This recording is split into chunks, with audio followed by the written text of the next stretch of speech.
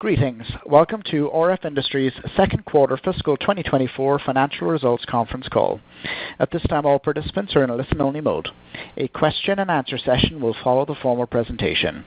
If anyone should require operator assistance during the conference, please press star zero on your telephone keypad. Please note this conference is being recorded. I will now turn the conference over to your host, Margaret Boyce, Investor Relations at RF Industries.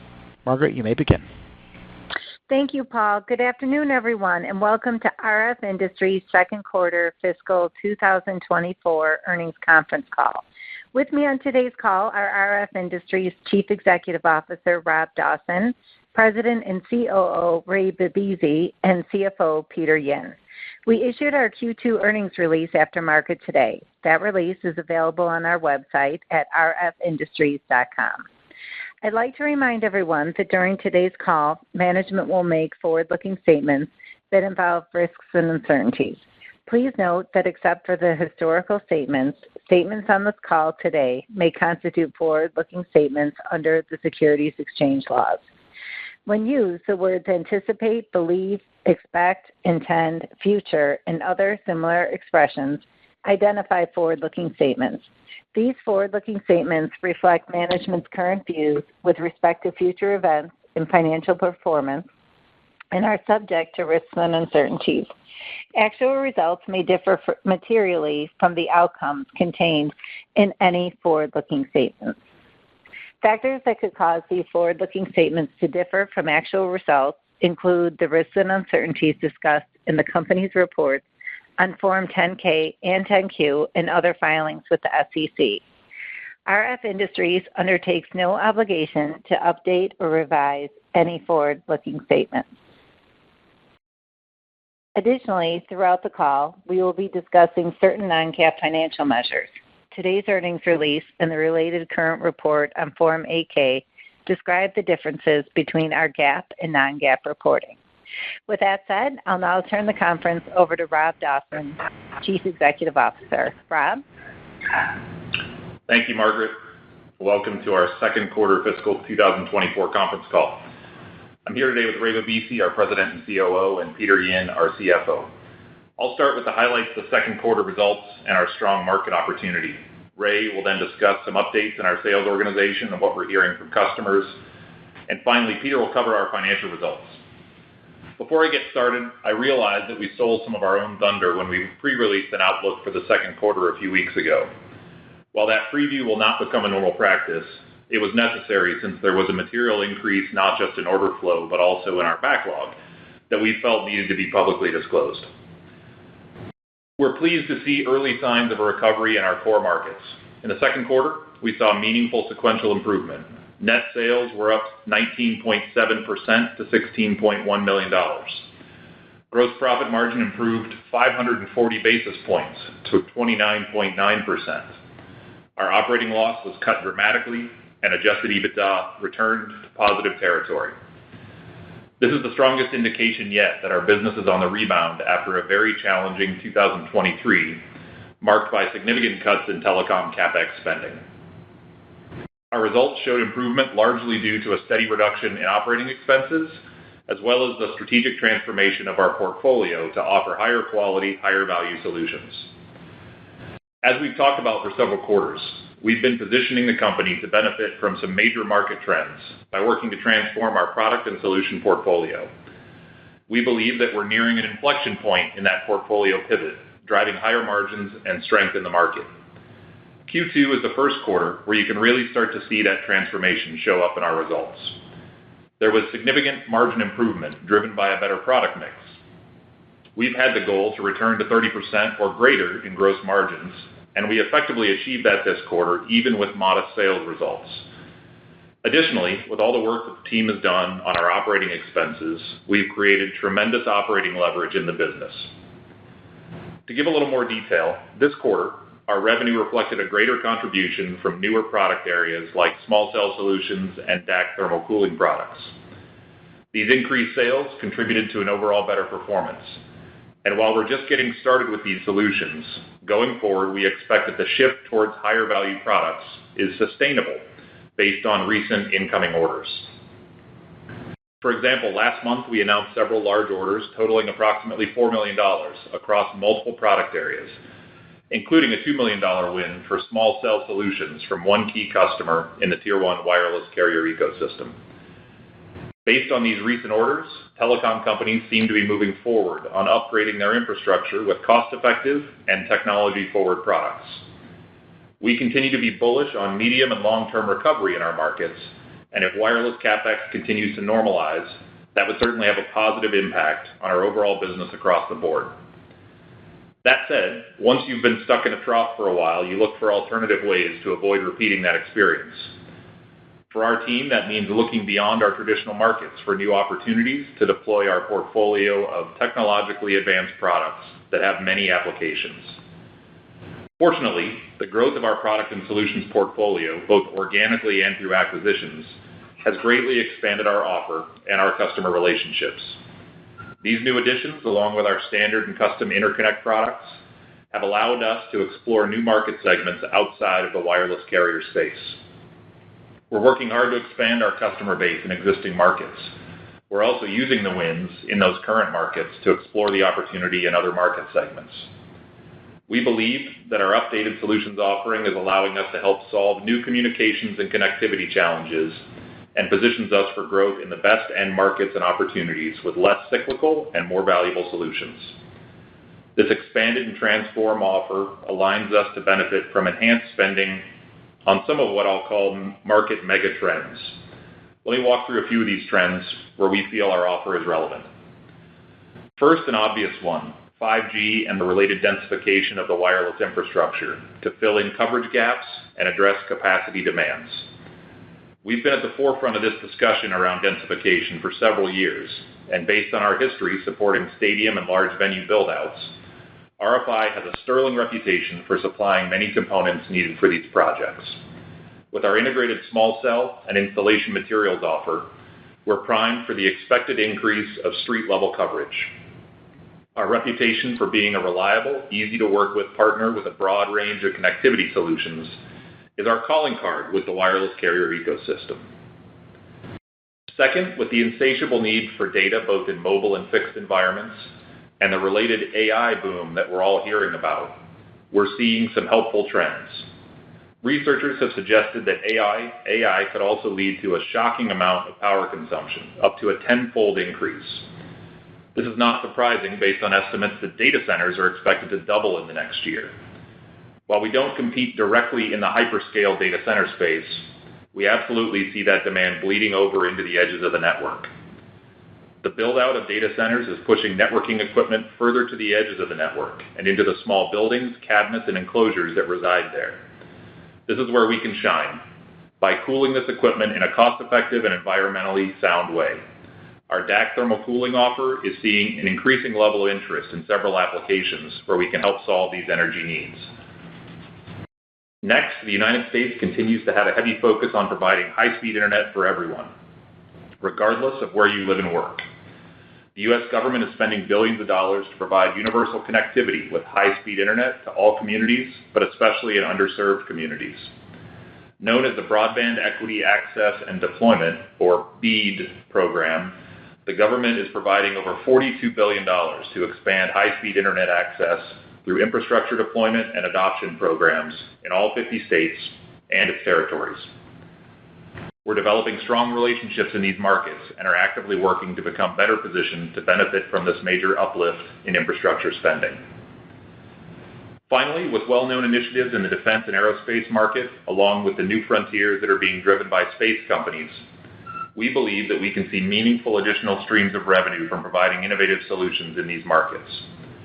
We're already doing business with many companies in these areas through our custom cabling segment, and feel that we are in the early stages of showing our value here. And as we discussed last quarter, a large percentage of our sales already come from markets that are unrelated to the wireless carrier applications. Plus, some of our key solutions in the wireless carrier space are aligned with operating and maintenance budgets versus CapEx spend. One example is again our DAC thermal cooling systems.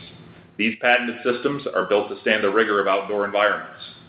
Plus, they have state-of-the-art technologies that can reduce operating expenses by up to 70% over conventional HVAC systems, and can help companies achieve their green initiatives. Across many market segments, companies are now focused on updating their cooling infrastructure, which would benefit RFI by having the ability to flex between OPEX and CAPEX spending. Looking ahead, we're optimistic these demand trends will continue, and we're excited to see the first real indication of what our business could look like with some wind to our back. I want to thank the RFI team for staying focused and continuing to manage the levers that we can control, like the customer experience, our cost structure, product quality, and a positive energy level. We appreciate the support from our customers and the opportunity to partner with a terrific and expanding customer base. We remain confident that we have the right business model, the right products and solutions, and the right team to capitalize on improving momentum to deliver increased shareholder value as we move into the back half of fiscal 2024. I'll now turn it over to Ray to discuss what we're hearing from our customers. Ray? Thank you, Rob. As previously mentioned, we have developed an impressive portfolio to support the connectivity and communication needs of several key markets. Our team has earned our customers' confidence as a go-to source for a broad and high-quality product portfolio, quick-turn solution, and attentive customer support. Many of our customers have communicated how they appreciate the value of our reliable partnership and our commitment to supporting them through challenging times. I applaud our teams for their customer-first mentality and their dedication to helping them with actionable solutions.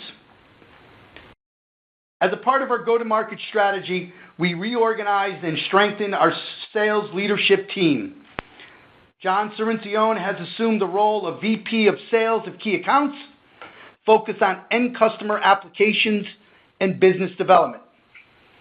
We have also added Mary Beth Smith, a 20-year veteran in sales and product management within the telecommunications industry.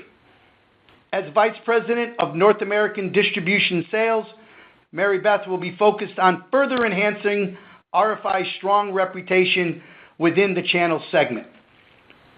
We are already seeing benefits of this realignment by winning new orders, and will continue to focus on driving further cost reductions that will contribute to margin expansion as we scale our business. Over the past months, we have achieved significant wins while expanding our market presence and launching new initiatives. These successes highlight the effectiveness of our strategic plan to meet the evolving needs of our customers. As we move forward, we remain aligned in maximizing the opportunities ahead by leveraging our strengths, exploring new markets, and continually enhancing our product offering. We believe this focused approach will contribute to an even greater success for RFI in the future, driving growth and reinforcing our position as a leader in our industry. I will now turn it over to Peter to discuss our financials. Peter? Thank you, Ray, and good afternoon, everyone. We're pleased with our second quarter operating results and are encouraged to see new order flow increasing, which is adding to our backlog and giving us positive momentum as we enter the second half of the fiscal year. As I discuss the financials, I'll provide comparisons on a sequential and year-over-year basis. Second quarter net sales increased 19.7% sequentially, up to $16.1 million, up from $13.5 million in the first quarter. Net sales were down compared to $22.3 million in the prior year period. Second quarter gross profit margin increased 540 basis points to 29.9%, an improvement from 24.5% in the first quarter of fiscal 2024, and up from 27.4% year over year. The increase in gross margin was primarily the result of a more favorable product mix, along with increased efficiencies from facility consolidation and cost reduction initiatives. Operating loss was $415,000, an improvement from a loss of $2.1 million in the first quarter of 2024, and down from income of $489,000 year over year. During the second quarter, consolidated net loss was $4.3 million, or 41 cents per diluted share, a sequential decline from a loss of $1.4 million or 13 cents per diluted share in the first quarter of fiscal 2024, and down from income of $581,000 or 6 cents per diluted share year over year.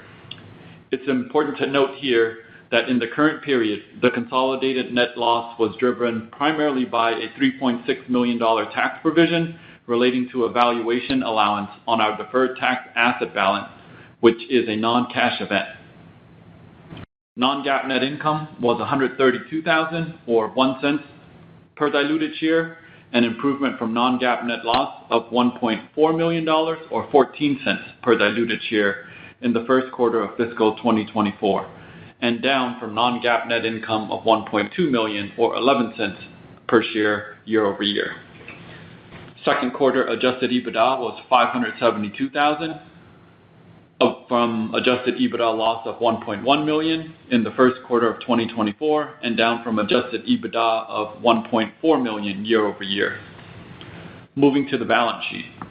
As of April 30th, 2024, we had a total of $1.4 million of cash and cash equivalents, and we had working capital of $10.9 million and a current ratio of approximately 1.6 to 1, with current assets at $30.2 million and current liabilities at $19.3 million.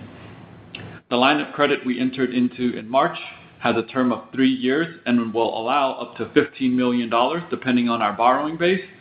However, due to the structure of the loan, the outstanding balance has been classified as a current liability. As of Q2, we had borrowed $10.5 million from the line of credit. We believe that the amount of liquidity available to us will be sufficient to fund the anticipated operational needs of the company. Our inventory level was $16.4 million, down from $18.7 million last year. The decrease in inventory reflected our continued rationalization and right-sizing of our inventory as we continue to improve our processes and systems capabilities around the company's supply chain. Even with the reduced inventory level, we believe it supports our strategic business model of inventory availability.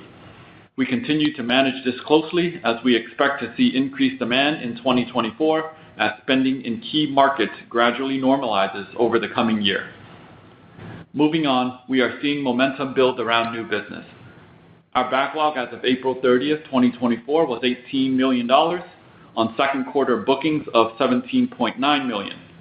Subsequent to Q2, we've seen an increase in order flow, which we announced in a press release, and as of today, our backlog currently stands at $20 million.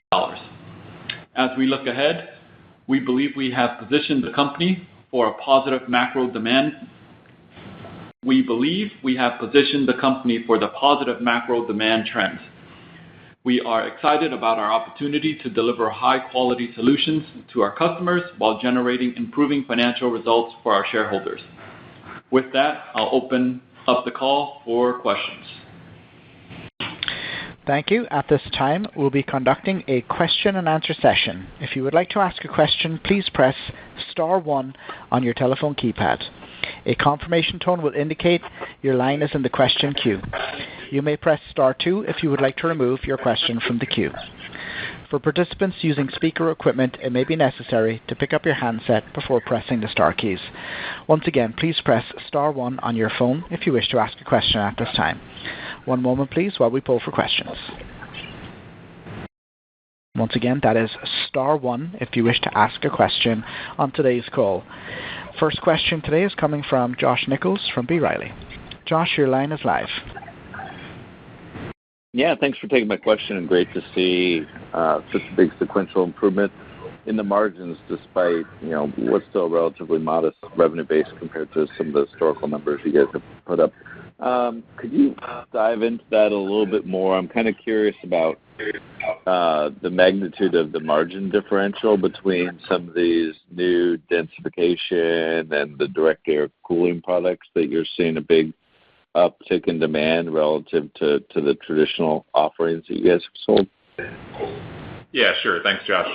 Good question. I think one of the things we've talked about over the last several quarters, and at times I sort of felt like the boy who cried wolf, that we were going to see these things start to have an impact, and there really hadn't been a material impact in our top line results, including these higher value product lines. And while we're not specifically disclosing what those margins are, I can say that they're generally a good bit better than kind of our historical blend, which put us somewhere in the high 20s, sort of over the last several quarters. So I think you're starting to see even a small impact from a top line perspective will drag those margins the right direction. And we knew that was going to start to happen. I think we're in the early stages of seeing a broader impact in that mix.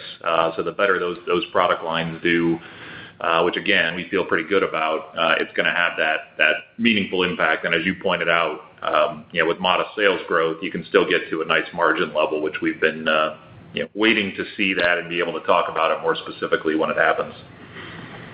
Mm-hmm. And then I guess when you're looking at these new products that they're picking up, there's a couple things, small cell, you mentioned the cooling offerings.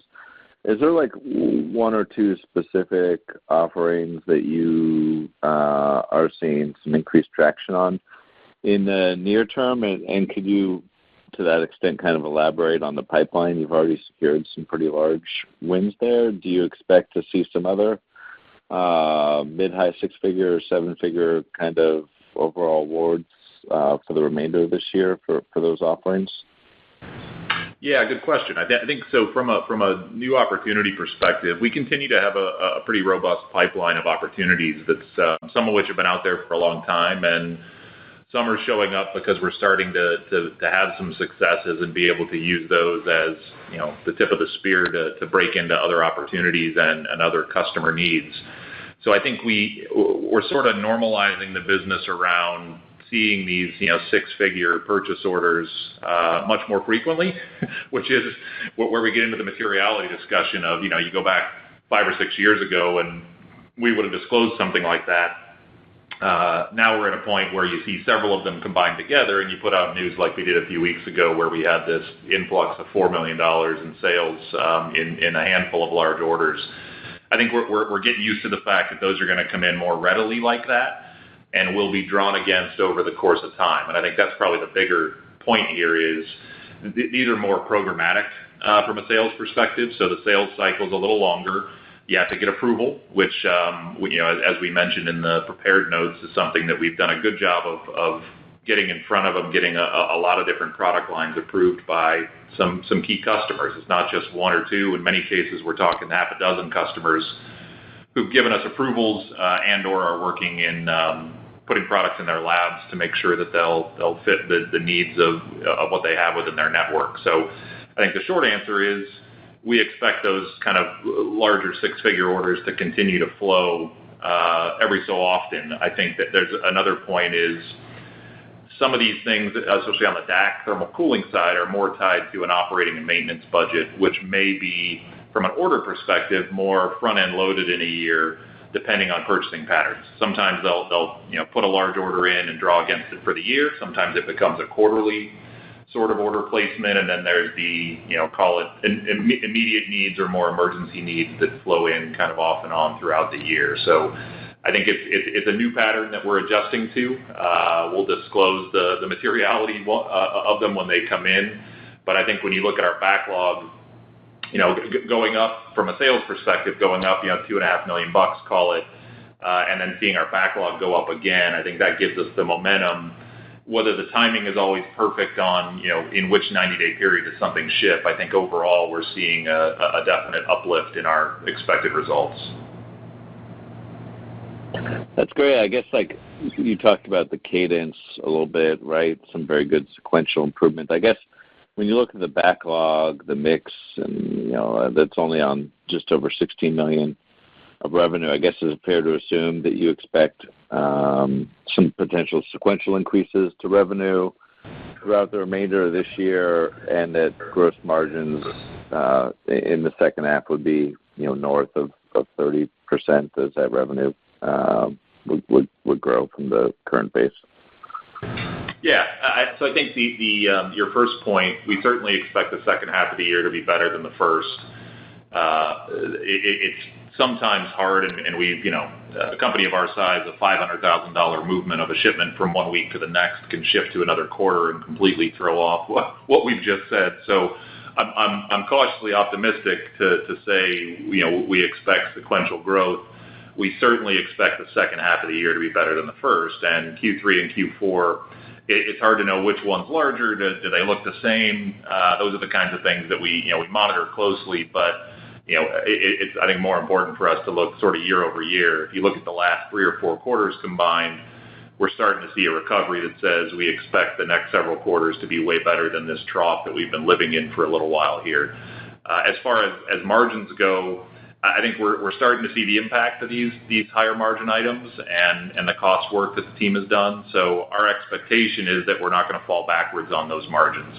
Where exactly they shake out really does become this kind of inflection point of, you see what a $16 million number looks like. If that number were to be 17 million or something greater, I think you're not only going to see way better margins, but the material amount of that is going to start to fall through to the adjusted EBITDA line, and that's really the biggest topic. Is we live and die at the gross profit line, which is very tied to product mix now, especially, and the better we can do on that top line, even a $500,000 or $1 million increase will have a very significant impact on that bottom line. Which again, we've been communicating that for some time.